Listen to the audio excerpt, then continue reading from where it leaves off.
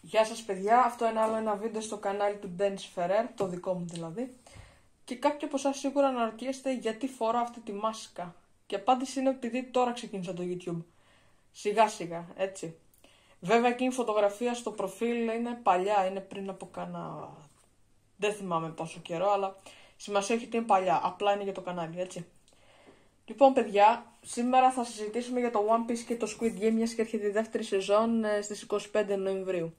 Η γνώμη μου για το One Piece αρχικά είναι ότι πολύ απλά μου άρεσε η σειρά, γιατί θεωρώ ότι είναι ο καλύτερος τρόπος για να καταλάβεις πώς λειτουργεί ο Λούφι και οι υπόλοιποι πειρατές. Αλλά κάποιοι από εσάς, κάποιοι fans κράζουν το One Piece live action ή το έκραζαν τουλάχιστον επειδή έλεγαν το σπαθί του Ζόρου σε μια σκηνή λυγίζει. Αυτό είναι αδιανόητα ανόητο σε πολλά επίπεδα. Καθώς η σειρά δεν βασίζεται σε ένα ψεγάδι, μπορεί να βασιστεί σε όλο το νόημα. Καταλαβαίνετε τι εννοώ, έτσι. Το νόημα είναι ότι μην κρίνετε κάτι το οποίο απλά είναι ένα ψεγάδι. Δεν είναι όλη η σειρά λάθος, είναι το καλό το σενάριο, είναι πιο γρήγορη σειρά.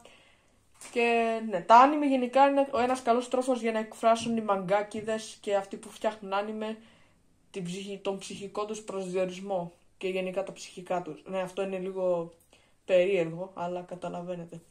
Τώρα για το Squid Game.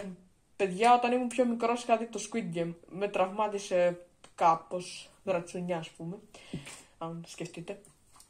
Αλλά γενικά οι τίτλοι ήταν σεξουαλικοί. Στο τέλος απλά, βασικά αυτό είναι spoiler, αλλά ας πούμε ότι υπήρξαν πολλοί θανάτοι στη σειρά, όσοι την έχετε δει καταλαβαίνετε. Και τώρα το season 2 σιγά που δεν θα κάτσει κανείς να δει δεύτερη σεζόν, γιατί πραγματικά οι περισσότεροι δεν ήθελαν να δουν το Squid Game να γίνεται ένα φαινόμενο. Λοιπόν παιδιά, ναι, αυτό ήταν μικρό το βίντεο, δεν είχα πολλά να πω για τα anime, αλλά σίγουρα θα πω και για άλλο ένα anime απλό. Και για γενικά τα anime. Λοιπόν, ακούστε. Βλέπω anime με συγκεκριμένα όρια, ωραία. Δεν σημαίνει όμως ότι πιστεύω υπερβολικά σε αυτά.